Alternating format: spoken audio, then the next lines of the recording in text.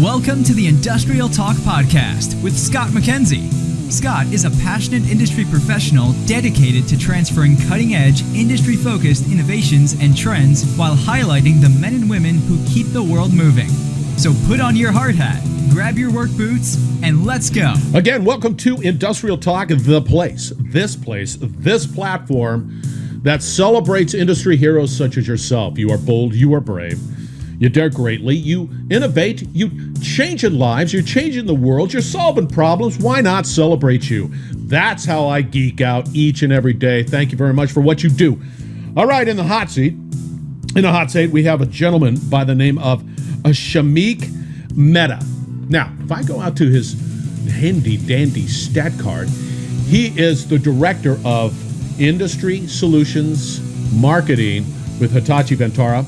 Done a lot of work with Hitachi Vantara. Great people, great company, always dedicated to solving problems. Love it, love it.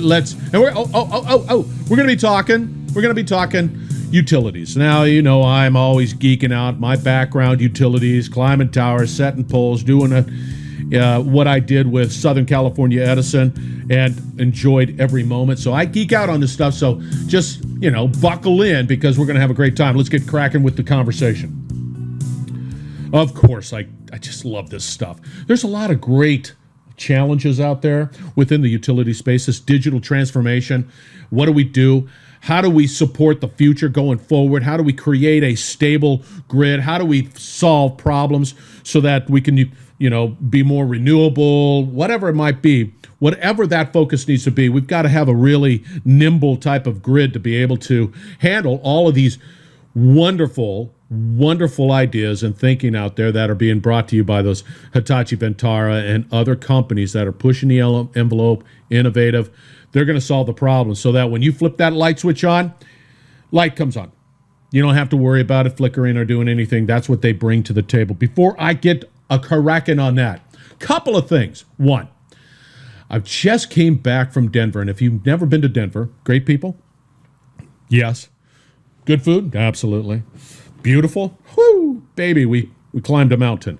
But they have some great companies out there with great people. And I was very fortunate, very honored, very excited to be able to work with a company called Cap Logistics. Now, you know as well as I do, you've got logistics, you've got the supply chain challenges, you've got sourcing issues, you've got all of that wrapped up into what do we do, how do we solve some of the problems. Cap Logistics is a company that is right at the edge, trying to figure this out.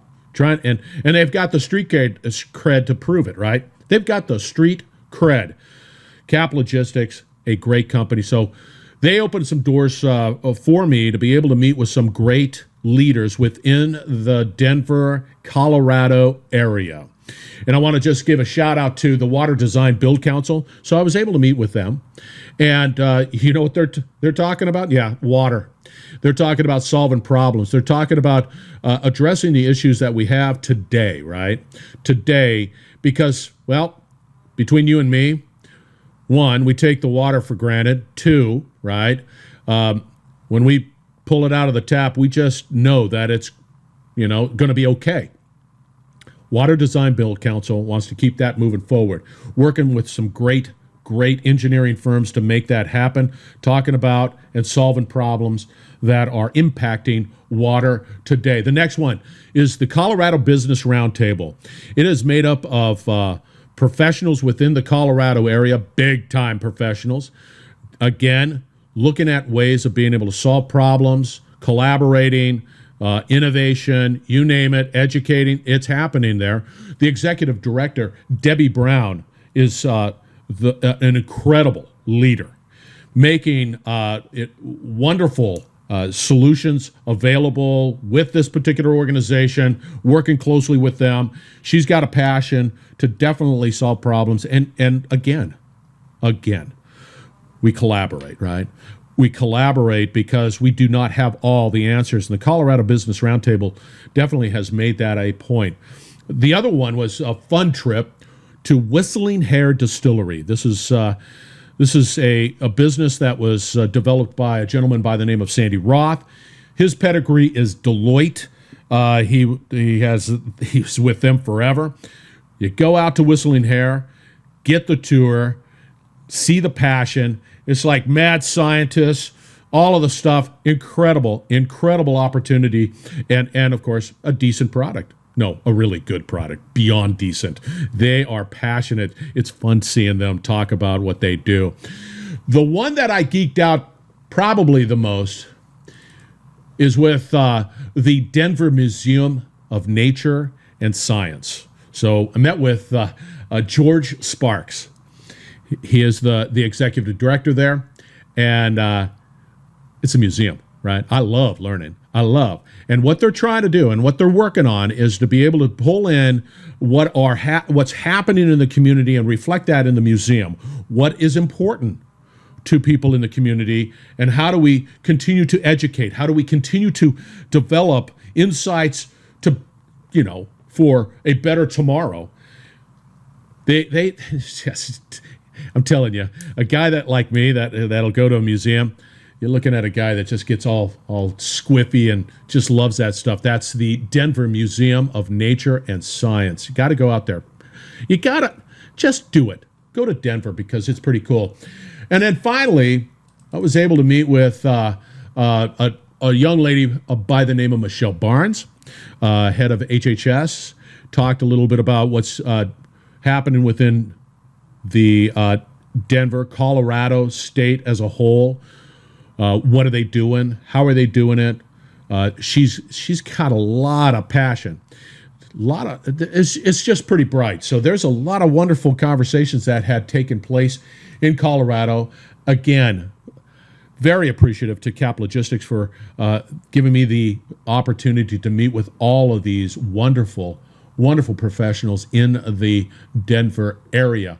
One last thing, because we're always about this. No, two last things. One, the Manufacturing Technology Show, Cleveland, Ohio. Been to Cleveland, wonderful community. This is November 9th through the 11th. It's two. You can be there in person. There's a virtual. Boom. You just got to be there because manufacturing is being impacted by digital transformation each and every day. Must know more. And then finally, Industrial Talk 2.0 is getting. Well, we're getting closer every day. This is going to be your single location to all things industry. Go there, find out more, ping on into whoever you want to talk to. It's all going to be available. My role, Industrial Talks role, and the team Industrial Talks role is to make it easy for you to get the information you need to be successful, because we want you to survive, we want you to rebuild, and we want you to prosper because you are that important, because you're changing the world. Woo!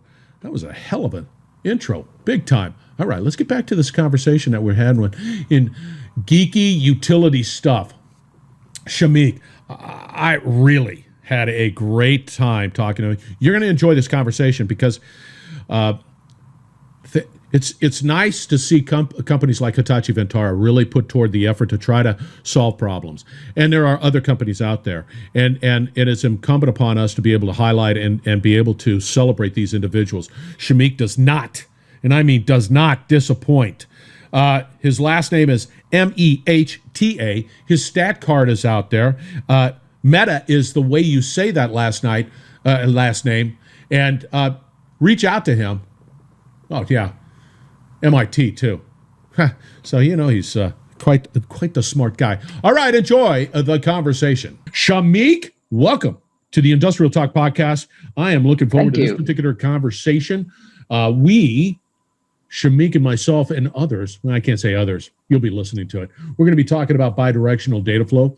This is a utility-centric, this is a power-centric, this is a grid-centric type of conversation.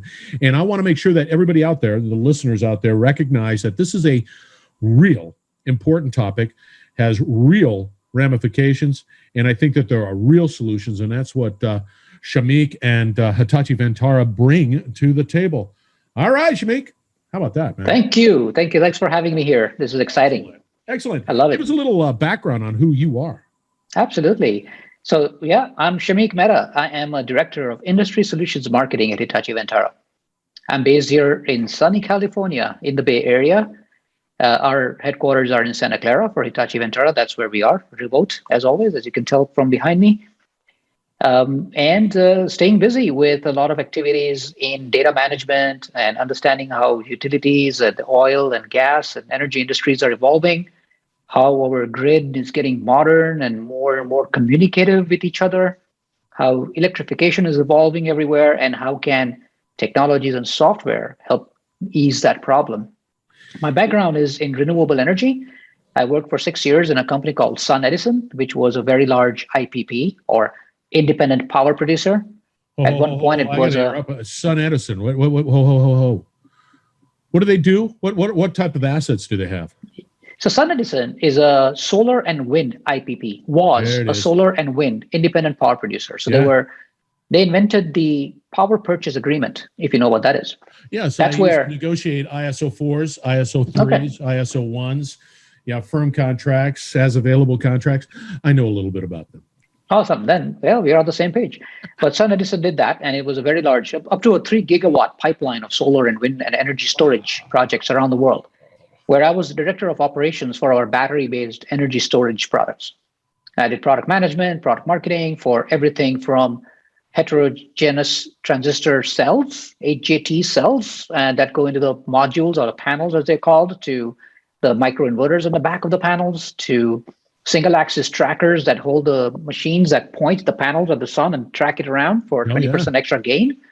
And then energy storage systems with lithium ion batteries and a controller and inverters and everything all built in to augment and flatten out or beef up the shoulders when the sun starts to dip with energy storage or when wind starts to die down. So it's been a fascinating run. Listeners, I understand. We'll get into it. Don't get me. We'll get into it. However, this is an interesting cover. Were you familiar with Solar One down in Daggett? Yes. And that was those were interesting. That's an interesting technology because, to your point, they're tracking the sun, shining it up on a collector. And I think at that particular time, the last iteration was melting salt, so that they can generate steam at night. Yes, CSP, concentrated solar power. There you go. And it was parabolic mirrors that were used to. I mean, if you fly over Las Vegas, you can see those giant fields where they're aggregating. Right there, all the panels are, all the mirrors are reflecting and collecting into a single collector, and that is used to get so hot that it melts the molten salt and other gases, and it creates energy storage out of it. It's pretty fascinating. It is, and bright. It's very bright. You can see it extremely from a bright. Way away. Yes, you can. Again, I gotta go around this now. It's when they were. I remember as a younger man watching them getting to the focus. So they're taking those mirrors and focusing them not on the collector but up above it. Right. Yeah. It would just be this white spot in the air. Yes. It's amazing. But the great thing is we've barely tapped into the power of the sun. Did you know that every minute the Earth gets enough photon energy from the sun to power our entire world's energy needs for an entire year? In 1 minute. 1 minute. In 1 minute, we get enough energy from all the photons that hit us from the sun to power our entire world's energy needs for 1 year. I've never heard that. That's amazing. Think about that. A stat. Exactly. I was at a conference where Elon Musk was talking, and he said that if you were to take 1/8 of the state of Nevada and turn it into solar panels, you can power the world. No way. Yeah. I haven't heard that one either. That's stunning too. It's incredible how much the sun has. Wow. Okay. A conversation to talk about later, because I'm telling you right now that's an interesting and staggering stack. I mean, I'm just telling you that's there's plenty of room out there in Vegas too. They could probably do it. Yes. Big time. All right, let's talk a little bit about when I was a utility lineman, when I was in utilities, the model, the actual power model, power gen, grid, utility model is pretty basic, pretty straightforward. Big thermal generating assets, transmission lines, substations, and so on. As time has gone on, we used to negotiate power purchase agreements, and we used to bring online assets that were considered alternative. Now, were they efficient? Nah, some were, some were not. It just is what it is. But we had to begin to address and recognize that these generation sorts are on the grid, and we always had trouble with wind, VAR sucking, stable grid challenges, all of the stuff in the San Gorgonio Pass, Tehachapi, and we had to figure something out. Fast forward to today, where you stand, where we stand, and where we talk about digital transformation, the journey, and how it's impacting the utility. What is the utility, the grid, the people dealing with today with that reality, and how are we going to solve that problem? It's going to happen. Yeah. It is happening. What do we do? It is happening. We call that decentralization and diversification. And what that means is like you rightly said, energy used to be, or still is, generated in a nuclear power plant or at a hydro dam or at a large facility somewhere, usually very far away from a city or where the people who need that electricity reside. And then that electricity is transmitted over high tension cables alongside highways that you see everywhere at 122,000, 140,000 volts, and transferred thousands or tens of thousands of miles and then distributed and broken down into smaller and smaller steps with transformers and other HVDC equipment, high voltage DC equipment. And then eventually they'll come to your home at a 120 volt range, right? But it's a long journey that electron took from a nuclear plant or a dam somewhere in the Sierras in California, for example, to where I live here in Silicon Valley.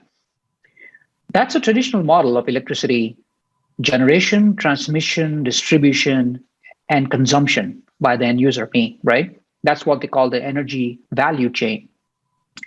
Today, it's becoming less and less disruptive because what's happening is people are realizing that you can generate energy cleanly closer to where it's going to be consumed.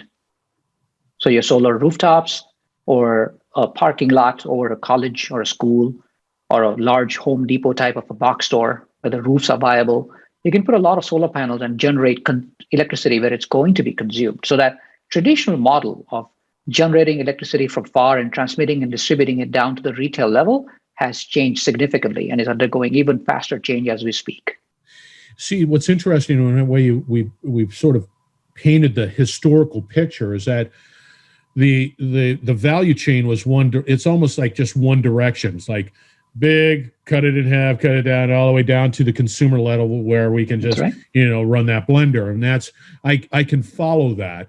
And things on the other side of the transformer, it wasn't going the other way. Now, when we start talking about we're going back. Yeah. If I have a solar panel, I can pump it back into the grid. Yes. That's where the problem lies, right? Right. So, and utilities, for the most part, especially in the USA, have done a very good job of honoring that power, the distributed power that's been generated. Not everywhere, but for the most part, it works quite well. So for here in California, for example, our utilities will allow us to give rebates to customers whose meters run backwards. And that's literally what happens. In the middle of the day, solar panels in my house may generate 5 to 7 kilowatts of energy.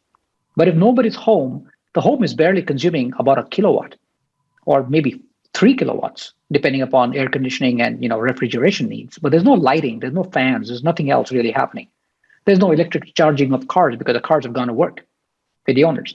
So when that happens, the excess energy can be pumped back into the grid and the meter literally reverses. You remember the old style meters, which you had a little disc that spun on it, right? Yeah. And as the more electricity you use, the faster it turns, and your bill is measured based upon those revolutions it took. Well, literally the meters would slow down to the point that they turn reverse and the disc spins backwards because now your home is generating electricity and giving it back to the grid. And when that happens, utilities often will give you credit for that. Doesn't happen everywhere, but in the more progressive states, they will pay you back for that money, which is fantastic because now you have electricity flowing in both directions. And with smart meters, electronic meters, which has got instrumentation in it, a combination of computers, a combination of wireless internet connectivity, and power or battery power, is enough to power that information about how much energy is being used and how much of energy is being pushed back into the grid. And all of that is available now in real time. But it has to be done in real time. I mean, if I'm a utility and I'm trying to, I'm pretty simple in matching my supply and my demand. Right. I've got to have the right amount of, electrons meeting the right amount of demand and being able to balance that any more, any less. But that model that you just spoke of requires that quick insight, right? Yes, it has to. You need to know right away, because what happens when suddenly somebody comes home and plugs in their EV charger because the EV came home from work a little bit early. All of a sudden, that demand and the amount of current that's going back into the grid needs to reverse itself. And it creates a new suck on the grid. Now, most EV car makers, for example, know that after 11 p.m. at night is when the rates are going to be the lowest. Yeah, right? That's a terrible. Now, if you heard about something called the duck curve, the duck curve talks about how, if you look at the outline, it shows about how energy demands rise as people wake up around 6 o'clock in the morning and lights turn on, and coffee makers and microwaves turn on, fridge doors are open and closed. Then it drops about 9, 10 o'clock at night in the morning by when people have left their homes and gone to work. And then in the evening, when people come back around 4 to 5 p.m. and when they turn on the microwaves and cooking appliances and lights go on and all of that, that's when there's a sudden ramp of power. And that's called the duck curve's neck of the duck. And between 4 to 9 p.m. is when the load on the grid is highest. There's also, unfortunately, the time when the solar panels are beginning to produce less and wind energy is beginning to die down. Yeah. Right? So the demand is rising like crazy, whereas the supply is constrained. So that neck of the duck, as the consumption rises, is often when the utilities are forced to charge you a higher price. And that makes perfect sense from their perspective. But imagine if in the middle of the day, when the solar panels on their home were shining and it was not being used, you could have stored that in a battery. Yeah. And just 2 out of those 4 hours in the evening between 4 to 9, if you could have used those batteries for some of your critical appliances, it eases the grid a lot. See, that's a natural conclusion. If that is the case, that duck neck reality, you're absolutely spot on about solar production going down. That's when the sun is at a really lower angle. And then, of course, wind, it just sort of lets up. But that's right. But that is a battery storage solution. Correct. Good. And battery storage now have wheels on them. Your cars are essentially energy storage devices, but they're mobile. So it's a little miniature power plant that can go to various parts in a city at various times. It can be charged at various rates, often free. Have you seen those carports and schools and other places and colleges? Let me paint this picture. So if that's a battery on wheels, I come home, I'm at 4 o'clock, I plug my handy dandy car in, it starts discharging, and I've already plugged it, or I've already charged it up with, free solar at work. That's free right. Solar at work, right? And I'm using it. That's an efficient way of extracting that energy. Exactly. Because if you put energy, you'll increasingly see that canopies over parking lots increasingly have electric chargers right below it, and no time limits on them either, because you can park it there as long as you like. And those panels over there are producing enough energy to charge a car literally for free. Right? I mean, the owners of the parking lot may not decide to give it to you for free. They may charge you some nominal rate, but it doesn't really cost you much to charge the car. So if in the middle of the day you park under a carport which has solar panels on it, you can charge your car for free. So by the time you get home, you don't have a discharged car. You have a semi or a fully charged car. Yeah. Now you park the car in the house and you plug it in to your charger. And instead of you charging the car, it doesn't need to. It actually discharges the car to ease that duck neck problem for just a couple of hours. Yeah. And then after 11 o'clock at night, when the demand has died down, you can charge your car at that point. Yeah. and see what you're talking about. That's the innovation that is available out there. That is when we start talking about the digital component and the analytics that are necessary. But it's also you've got the technology to do that. That does it. It does. And if you think about it, what do you really need for something like this to happen? You need the automation. You need people to remember to plug in and not have to worry about, hey, if I plug my car in, I don't want it to start charging now. I want to program it to start charging after midnight or after 11 p.m. when the rates are the lowest too. But all of this requires real-time information coming from millions of EVs and carports and charging stations and smart meters. And can you imagine? This is all data management. Yeah, I don't know how. You bring up a good point. This is just one example at one home with one power profile. Now multiply that by 1 million plus, right? Correct. Then you've got a utility that built off of a very simple structure, having to deal with a dynamic, complex environment. I think, hey, kudos to those folks. Kudos, because the lights still go on with all of that happening today. I think our utilities in the entire country are doing a really good job. They are essentially dealing with a tough problem. Yeah. We don't really have power shortages or outages in our country. We have a lot of talk about how our grid is old and how it's dilapidated and under budgeted. Yes, okay, many of those criticisms are valid. But if you think about it, how many times have you lost power? In my 30 years of living in Silicon Valley, I must have lost power for a total of about less than 10 times. And only one of those lasted 24 hours. And because of the proactive shutdown, because of the wildfire danger caused by high winds, that made that 24-hour outage happen. Otherwise, in spite of the grid being its age of 60 years old, I haven't really had any brownouts or blackouts. So the grid actually managed really well. You're spot on. I'm telling you, I agree with you 100%. And when you paint that picture of how there's this brave new world, this future that's happening, it's happening today, but it's going to continue to evolve, continue to push that envelope, and continue to change our lives. We still take it for granted. A side note, when I was with the utility, an old lineman came to me and said, Scott, we used to have little interruptions, right? Little pops, nothing big.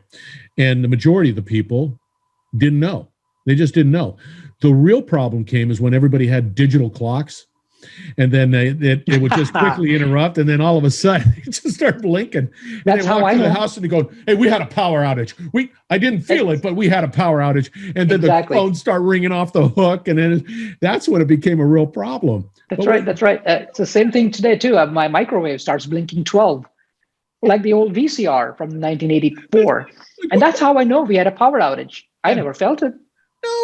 No, not at all. And again, that's a testament to the innovation that is taking place today within utilities and companies like Hitachi Vantara. I mean, it just is, because without companies like Hitachi Vantara and others, these problems, the benefits of what we're trying to accomplish from an energy production perspective can only be realized and achieved through the innovation and capabilities of companies like Hitachi Vantara and you and others. Absolutely. Yeah, it takes a few decades of having built the equipment ourselves, like the transformers and the substation circuit breakers and the high voltage equipment and everything else, and then learning from how they behave over time. We've been equipping our own buildings materials with IoT sensors and collecting data from how hot they get, how much they vibrate, what does the oil analysis inside the transformer look like. And we've been doing that for such a long time that we've built this AI models, artificial intelligence models around it to learn how to detect an upcoming anomaly or a failure. So we can now take that knowledge and we can export that and we can help other people understand what that is. And that's exactly what we do. It's all science. It's science about the hardware that we then merge into software intelligence and make it available anywhere, anytime in the cloud. See, that's a powerful statement, because what you're talking about is that history, having that historical data wrapped around weather, whatever it might be, trends, demands, growth, whatever the impact of that electron taking place, and you have that, and then you apply it using that data analytics science, apply it to an AI, put it in a software. You've already, in essence, you've already just gotten to the point where you only can gain from that, right? Yes. You just become smarter. You just become better. Yeah, absolutely. So we think about the flow of electrons, which is now bidirectional, as we just discussed, as every electron representing a bit of data. There's information in every electron. Jeez. So whether the electron is moving into your house or out, you just learned something. That movement of the electron that is now going in two directions is the bidirectional data. That knowledge is important. It's not just important for me to reduce my bills. It's important for the grid. It's important for the utilities. It's important for the people who generate our power. It's important for them then to know where to put the next power plant and what should it consist of and what should the next price be for the energy. All of that matters. Data matters. Data matters, man. This is, I want to make sure, listeners, this is important stuff. This is fascinating stuff. You might not think so. You might not be in the world of energy, utility. You might be manufacturing. It impacts you. It impacts you in a way that you might not see today, but it will be tomorrow. And thank goodness for company. Let me ask you this. Two questions. One, what are the roadblocks? What are the challenges? And then where do you see it going? We've already painted. We've done the past. We've done the present. Let's talk about the future and roadblocks. Right. So roadblocks. It's difficult if I were an energy utility, to figure out where I can spend my precious dollars for infrastructure updates. They need a good amount of foresight into where to update that next transformer because they do not know what's going to fail. A lot of the transformers and circuit breakers and everything that has been installed have been installed 40 years ago, 50 years ago, over vast distances, and often in very rural areas where it's not easy to always send people. It's working fine, but they do not have the insight into whether that equipment is working great or whether it's time to replace it. Oh, I gotta going out. Yeah. Don't you have the ability from, let's say, dissolved gases? Let's say you take that generation, the transformer analogy. Aren't we gaining greater insights into what is a breakdown in the core of transformers, and then be able to a certain extent, have some sort of predictive curve to say, we're looking here, and it is, spinning off whatever dissolved gases, whatever. Don't we have a better insights into our assets? We do, but I think we only have them on a fraction of the transformers that are out there because the older ones do not have the connectivity built into them. That's right. So you got to go and update all of them, either by changing the transformer to a newer one, which has got this connectivity built into it, or you got to attach external sensors and modules that can capture that information and transmit it via a cell tower, because they're often in a location where there is no Wi-Fi available. Yeah. That adds expense. And when you talk about tens of thousands of transformers under just one utility's purview, if you combine that with the 300 utilities we have in our country, that becomes a real problem. So very good. While we're getting that, yep. It's a modernization of the equipment that needs to happen. So one of the first roadblocks is there has to be a way to quickly get our existing hardware and infrastructure power equipment to transmit that information to us. And there is no short answer to that. You can either go out and retrofit all of these, or better yet, you wait for them to start failing or dying. And when you know that they are, through observation that you can do remotely using a drone, for example, you can then go and decide that we need to update this guy, not the other one that's same age, but is not being used as much or is not going through as many stress cycles because of better weather conditions or whatever. And you don't need to update the other one. But having that insight into knowing which transformer or which switchgear I may need to update in the next few years is key. And the way they're doing that also is fascinating. They fly drones equipped with heat sensing cameras or LiDAR on it. And you can fly them and you can capture the images from them. And those images, guess what? You need an AI algorithm to understand those images, because if you have a bunch of interns looking at those photographs trying to figure out if this is a good transformer or a bad bushing. You're never going to get there. Yeah, never. Right? Our local utility analyzed 1.2 million images last year alone in Northern California alone. Oh, God, that's funny. Jeez. Okay, so where do I spend my money? You paint an interesting picture. It is that how do I modernize my infrastructure the right way to deploy the right capital at the right time? Now, where's this future going? What do you see? How come? Why should I not be bullish, or why should I be bullish on this particular future? You should be bullish, because what's going to happen is you're going to have homes and clusters of homes act like their own power companies for a few hours a day. So if I have an EV and my neighbor has an EV and the one next to him has an EV and I've got 5 electric vehicles in this road, or battery-based power wall type of products on my walls, which are energy storage devices, I can theoretically aggregate all of them. And now I have my block of homes as a mini virtual power plant. Yeah. So if I take all my cars that are charged, all of them come home and all of them have a combined capacity that's now enough to power my block for just 2 hours. My grid doesn't have to bother about providing me power on a hot day for 2 hours. That's a huge relief to them.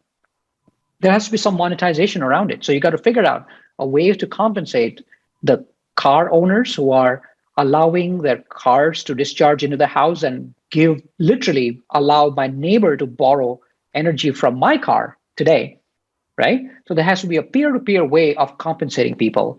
The utility has to get in on it. The car maker has to get in on it. And it's already happening because the car maker is willing to share that information or allow their inverters to be updated so that energy doesn't just go into the car as it is today. So the inverters have to be bi-directional. So the cars have to change a little bit. Oftentimes, it's just a software change in the car. It's not a big technical problem. But the way that affects the battery charge and discharge cycles and the life of the battery, the warranty considerations, all of that sounds like it's a tough problem, but it's not. People are already solving it. People like us are already helping merge that auto cloud with the grid cloud and let consumers have the choice of opting in for that service, working with their utility and others. See, that's a wild future. I'm just, as an old utility guy, having this conversation and listening to what you say. I mean, as a homeowner, to have the thought of saying, yeah, but my neighborhood's just part of this cluster, and we're just dandy, and we've contractually put it all together, and now we're spinning and moving and doing this, and look at that, man! It's costing me whatever.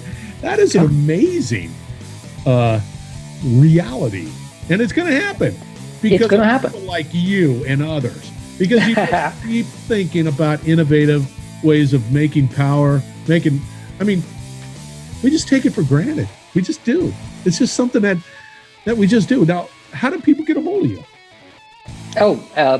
Reach out to me on LinkedIn, Shamik Mehta at LinkedIn, or shamik.mehta at hitachivantara.com. And I'll be happy to talk to anybody further about this ad nauseum. I love this space. Oh, hey, you indicated that you had a couple of slides. Do you think you can offer it up for these fine listeners just as a download, a simple download? I can. So why don't I do one thing? Why don't I send them over to you, and then you can add them to this presentation if you like. And that might be the best way. I'd rather not share a slide right now. It just makes it seem so dry and pitchy. I'm not that. You're on it, man. All right. You got it right there. But HitachiVantara.com. Yeah, he spells his name MEHTA. So make sure that. Mehta is how you say it. SHAMIK is the way he spells his first name. Shamik. Straightforward. You, my friend, are a rock star. You are. Yeah, look at that. Thanks for having me. This is incredible. That's right here. All right, listeners, we're going to have everything out there on Industrial Talk. We're going to wrap it up on the other side. You fear not, you're going to be able to find all the contact information there. So stay tuned. You're listening to the Industrial Talk Podcast Network.